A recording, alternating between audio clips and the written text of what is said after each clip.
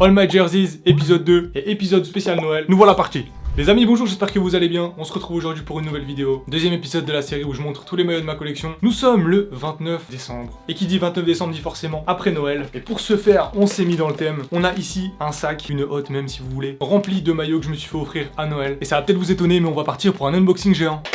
Alors au vu de la quantité de maillots, je pense que ce sera scindé en 2 épisodes. Mais vous allez en voir une petite dizaine aujourd'hui. Avant tout, n'hésite pas à t'abonner si ça n'est pas encore fait, à activer la cloche, ça aide grandement et c'est gratuit. Et en plus de cela, vous serez averti lorsque je sortirai de prochaines vidéos. Et dernier mot, j'espère que vous avez passé de bonnes fêtes de fin d'année. Normalement la vidéo va sortir le 30 ou le 31, donc bon réveillon, attention à vous, profitez, mais pas trop. Et sur ce, nous allons commencer avec le premier maillot. Alors, on va commencer avec le premier qui vient, j'ai rangé ça n'importe comment, c'est un carnage à l'intérieur. Je vais pas vous cacher que je serai bien tranquille quand ils seront tous sur cintre. D'ailleurs, en parlant de cintre, j'ai chopé quelques munitions.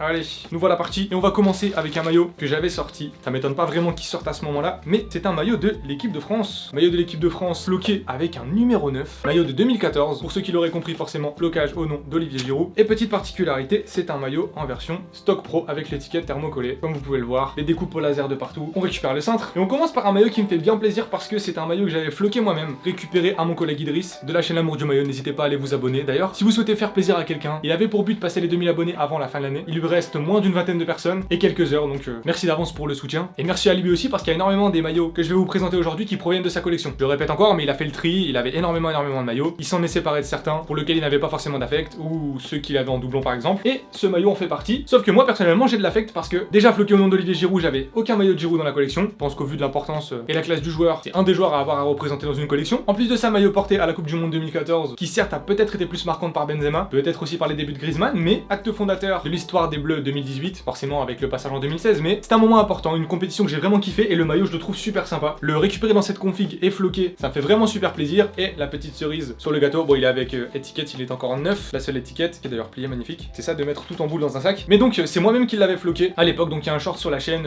où vous pouvez me voir en train de le faire. Donc il y a cette petite satisfaction en plus. Allez, on va pas s'éterniser trop, sinon la vidéo va durer 2 heures. On reprend la famosa hot, allez, je prends au hasard, on essaie de pas calculer. J'espère juste qu'on va pas faire 3 maillots de l'équipe de France d'affilée. Maillot de couleur verte, et je vais vous montrer le dos étant donné qu'il est pas floqué. Et il y en a peut-être certains qui auront déjà deviné de quel maillot il s'agit. De par l'équipementier, le coq sportif et les couleurs jaune, vert et rouge. C'est un maillot du Sénégal. C'est donc un maillot du Sénégal Away de 2004. On va récupérer un petit cintre, ce sera plus sympa. Maillot, le coq sportif, comme vous pouvez le voir. Et d'ailleurs, le logo était frappé des 2 côtés sur les manches, plus sur le torse. Donc ce qui est bizarre et plutôt asymétrique, parce que bah du coup t'as rien ici. Que dire de spécial? Le petit motif avec les manches comme ça, reprenant les couleurs du drapeau, c'est vraiment sympa. L'ancien logo, le coq sportif avec l'ancienne DA, ce qui fait que j'avais aucun maillot reprenant ce genre de motif dans la collection, ça fait bien plaisir. Et vous pouvez revoir le motif dans le dos qui est vraiment sympathique. La petite ligne qui vient de couper comme ça de couleur jaune. Il a plutôt bien vieilli, on a le logo coq sportif qui est plutôt bien conservé. C'est un taille L et on peut voir qu'il est quand même vachement large. Et on conclut avec le petit col rond avec la reprise des couleurs du drapeau. Bien sympa pour un petit ajout, j'avais pas de maillot du Sénégal dans la collection. Et c'est pas l'envie qui manque avec les top joueurs qui sont passés ces derniers temps. J'aurais bien récupéré du Koulibaly ou du Mané. Mais je ne l'ai pas encore fait, donc en attendant, on va se contenter de celui-ci. Et nouveau maillot plutôt ancien, ajouté dans la collection. Retour de la haute, allez, on continue. Et cette fois-ci, ah non j'ai regardé. Bon, un peu plus au hasard, je mélange un peu. Ok, et là on continue avec du lourd, tout simplement parce que c'est un maillot de la sélection espagnole, floqué du numéro 11. Numéro 11 dont on ne connaîtra pas le nom, étant donné que c'est un maillot qui a été porté dans cette config. Petit cintre, et je vous parlais tout à l'heure d'un maillot large, cette fois-ci c'est juste un taille L, mais il est immense. Clairement je pense que on peut en faire rentrer 2 comme moi dedans. Et c'est donc un maillot de l'Espagne 2006, avec le fameux template Teamgeist qui est si sympathique, avec forcément la petite étiquette en bas. Grosse étiquette en gel qui fait bien plaisir à retrouver. Maillot qui a pour particularité d'avoir été porté en futsal, donc la sélection espagnole de futsal qui portait ce maillot. J'ai très peu de maillots de l'Espagne dans la collection. Celui-ci devait être vraiment porté par quelqu'un de très imposant, très grand, ou bien il devait être porté par une personne qui aimait les maillots vraiment pas proches du corps. Numéro 11, numéro sympathique qui fait bien plaisir. J'ai quasiment aucun maillot de l'Espagne, j'ai quasiment aussi aucun maillot de sélection de 2006. On avait par le passé ajouté du beach soccer avec ce maillot-là. On continue de diversifier avec cette fois-ci du futsal. Allez, maillot suivant, continue. C'est marrant que ça tombe sur celui-ci parce que c'est un maillot de la même année. Maillot qui reprend le même template, sauf que cette fois-ci, on est sur de la version joueur. C'est un maillot de la sélection danoise, floqué du numéro 10. Pas de surprise, exactement la même config, sauf que cette fois-ci, ça a été porté durant un match officiel. Alors lequel, j'en ai pas la moindre idée. Maintenant, que dire sur ce genre de maillot? Bah déjà, forcément, tout est thermocollé. Et alors, ça peut paraître évident pour ceux qui ont l'habitude de voir ce genre de maillot. Moi, personnellement, comme je vous disais, je crois que j'avais aucun maillot de 2006 avant celui-là, et avant celui de la sélection espagnole. Mais donc, de voir à quel point le tissu a été conçu. C'est super léger en fait, et ça devait être vachement particulier à porter, parce que certes il est super léger, mais c'est pas pour autant qu'ils sont moulants comme de nos jours. Pareil, j'ai aucun maillot de la sélection danoise, même si c'est pas l'envie qui manque d'avoir du Eriksen. D'ailleurs plein de fois sur Classic Football Shirts j'en avais mis dans mon panier et c'est passé à la trappe au profit d'autres priorités. Que dire donc? Le motif du drapeau danois dans le col, un détail qui fait bien plaisir, quasiment aucune couture, la technologie 4Motion, je crois que j'en avais pas dans la collection non plus, et des manches longues surtout, le motif Teamgeist sur le côté sur la manche, le cache du numéro 10 c'est toujours un numéro hyper stylé à avoir. Typiquement pour me diversifier, j'aurais très bien pu acheter un maillot boutique du Danemark 2006, l'avoir porté dans cette config avec la technologie, ça vient forcément sublimer le tout et donner une autre dimension à ce maillot. Allez, on continue. Je passerai en revue à la fin rapidement chaque maillot pour voir si j'ai rien oublié de dire à leur sujet. On passe au suivant.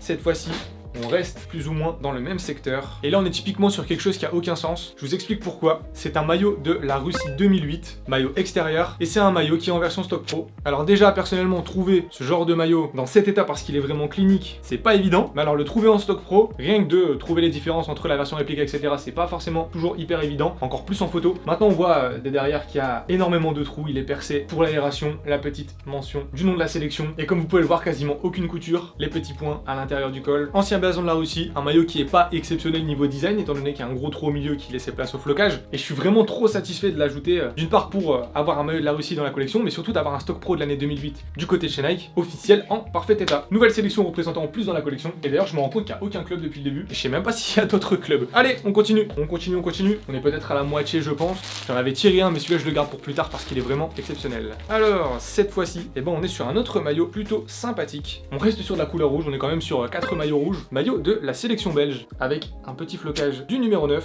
on va se récupérer le fameux cintre, maillot qui a la particularité d'être conçu par Burdasport, marque bien connue des suiveurs du foot belge. Forcément, j'avais pas d'autres maillots de la Belgique dans la collection et encore moins de maillots Burda. Et donc, au niveau du motif, on est sur un maillot rouge avec les teintes du drapeau belge ici, sous forme de points, et on a la couronne en bas. Maillot bien sympa pour un équipementier mineur. On a des bandes thermocollées un petit peu partout. Maillot qui est en version stock pro, en taille XL, avec le col reprenant le motif du drapeau belge. Config un peu sympa étant donné qu'il y a juste le numéro 9, tout simplement parce que il a juste récupéré le numéro officiel et il s'est fait une petite comme ça. Ça peut faire référence à Lukaku, mais ça peut peut-être avoir été utilisé par plusieurs autres joueurs durant ces années-là. Maillot qui a encore pour particularité d'être en version stock pro et neuf avec étiquette. Le logo Burda repris sur les manches. D'ailleurs, je l'ai même pas mentionné, mais c'est un version manche longue avec le motif qui est encore repris sur les manches. Vous pouvez avoir les découpes laser sur le côté et le dos, tout ce qu'il y a de plus classique. Le blason est d'ailleurs thermocollé aussi, ce qui fait que ça devait être vraiment agréable à porter. T'as aucun obstacle, t'as rien qui peut te gêner en fait. Donc voilà, manche longue, config sympa. En plus de ça, la génération de la Belgique 2014 est vraiment exceptionnelle. J'étais hyper hypé de les voir. C'est là que tu commences à voir les Courtois, les De Bruyne, les Lukaku, les Mertens, les Miralas, la fameuse défense Vermaelen, Vertonghen avec compagnie. Il y avait du beau monde et j'étais trop hypé de les voir jouer à l'époque. Donc bien content de représenter cette sélection dans la collection avec ce genre de maillot. On poursuit cette fois-ci avec le prochain maillot.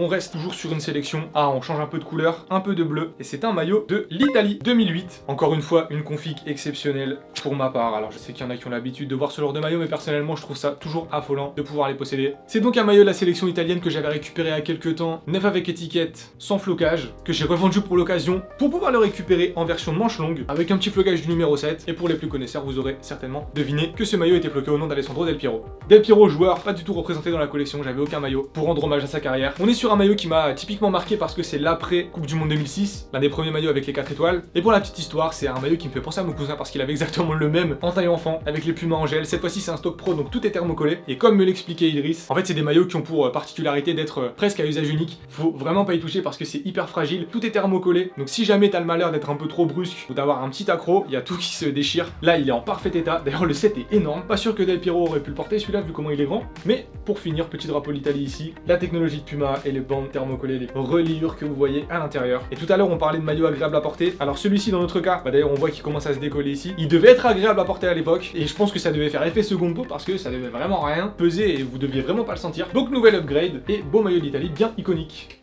Allez, on en arrive presque à la fin je pense. Encore 3, comme ça on ira jusque la dizaine. Allez, on remue un peu. Ok, nouveau top maillot.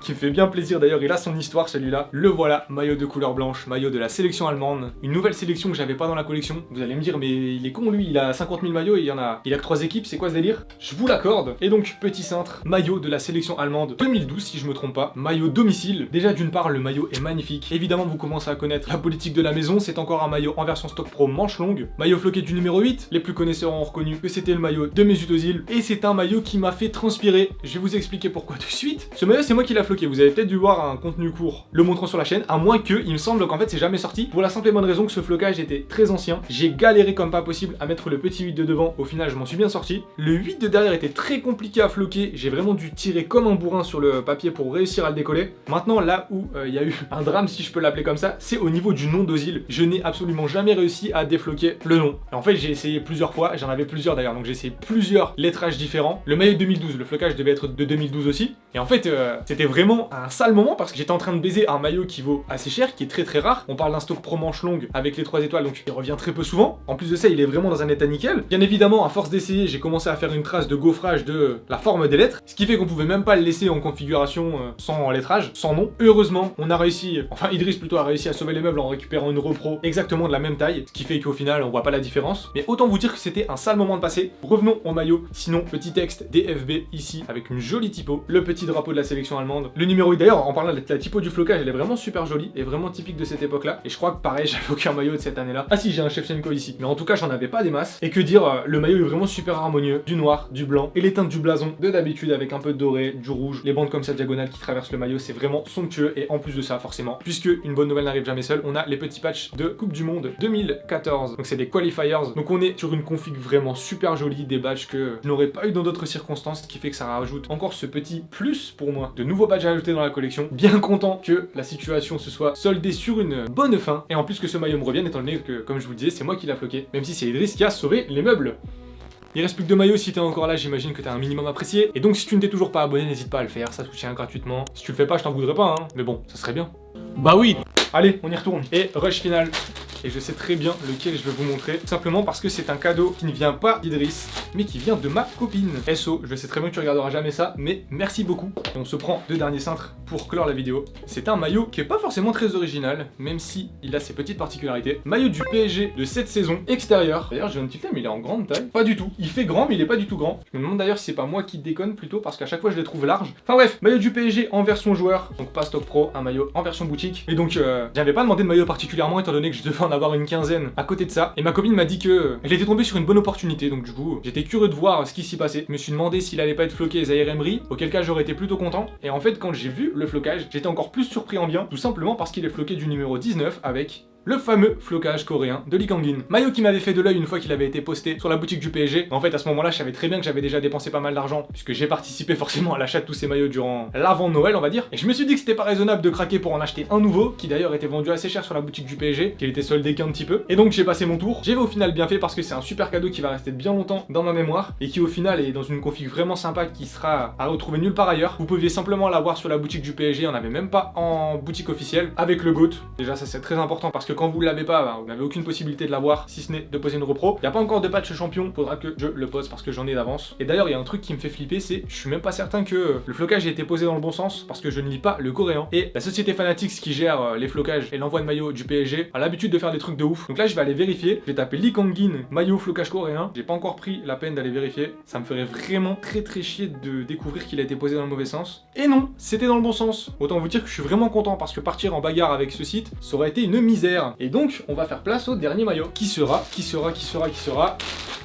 Allez au hasard. Et bien figurez-vous que c'est un autre maillot du Sénégal. Vous avez eu l'extérieur tout à l'heure, on a cette fois-ci le domicile qui reprend exactement le même template, donc plus ou moins les mêmes arguments, en taille XL cette fois-ci, et il est encore en meilleur état que l'autre. Un joli maillot à ajouter dans la collection, j'ai pas 50 choses à dire dessus, et je saurais même pas vous dire lequel je préfère entre le blanc et le vert en vérité. Peut-être que celui-ci est plus sobre, non clairement. Un nouvel ajout encore une fois, ces maillots-là je les ai récupérés parce qu'ils étaient vendus à bon prix. Idriss m'a forcément arrangé par rapport à la quantité de maillots achetés, et moi dans l'autre sens, il savait très bien où est-ce que ça allait finir, et ça lui permettait d'économiser de longues heures à tout mettre en vente et à assurer la vente. Donc trop sympa.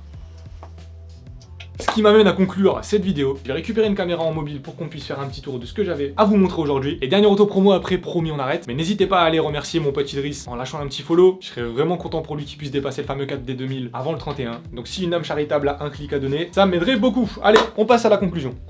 Allez, on commence par le fameux Giroud, bien sympa. C'est un manque de patch, mais vu comment ils sont compliqués à trouver, je pense qu'on va le laisser dans cette config. Pareil, celui-ci qui restera dans sa configuration initiale, bien content de l'avoir ajouté. Le suivant, Espagne, 2 étoiles, flocage du numéro 11. C'est dommage par contre qu'il n'y a pas de fameux patch là-dessus, qu'on aurait eu encore des top patchs. D'autres compétitions, le Danemark, qui est bien sympathique, avec son col qui est thermocollé, avec cette petite bordure qui a pas grand-chose à faire ici certes, mais le fameux template. On passe au Russie Stock Pro, plutôt sympathique également. Un motif particulier, toujours la reprise des couleurs du drapeau avec les bordures dorées. Combo sur le Belgique Burda 2014 flocage Lukaku avec le numéro 9. D'ailleurs une typo qui a pas grand chose à voir avec le reste, mais ça rappelle pas mal de souvenirs de l'époque. L'Italie Del Piero, cette fois-ci on est sur une bien plus belle typo, bien plus iconique, alors que là était plutôt anecdotique. L'énorme set qui est vraiment énorme, on doit être sur au moins 25 cm, c'est plutôt imposant. Et comme je vous disais, le maillot qui est vraiment hyper fragile. Une chance de l'avoir dans cet état avec aucun accro, aucun décollement au niveau des pumas, etc. Le famoso Ozil avec les patchs que vous verrez de plus près. Magnifique, d'ailleurs des patchs qui sont super fins, plutôt en flocage, quasiment pas de relief, et on dirait de la feutrine avec le logo de la Coupe du Monde 2014 qui est vraiment sympa. Le logo d'ailleurs qui est en relief, une technique que j'apprécie vraiment particulièrement en fait, qui en plus se réfléchit un peu à la lumière. Et on conclut avec ce maillot qui est plus joli à voir de devant que de derrière, le flocage Lee Kang-in, les petits motifs dans le flocage, on connaît bien, et la conclusion avec le Sénégal qui est en version domicile. Allez, il est maintenant temps de vous laisser. Je vous remercie d'être resté jusqu'à la fin de cette vidéo. J'espère que vous l'aurez apprécié. En tout cas, ce fut un grand plaisir de vous partager tout cela. J'espère que vous avez été gâtés. Et d'ailleurs, pour ceux qui sont encore là, n'hésitez pas à me partager ce que vous avez eu niveau cadeau ajouté à votre collection durant ce Noël. Il est donc temps pour moi de vous souhaiter un beau réveillon. Merci encore d'avoir suivi cette vidéo. C'était Quentin, je vous souhaite de passer une bonne journée et une bonne soirée. Allez, salut!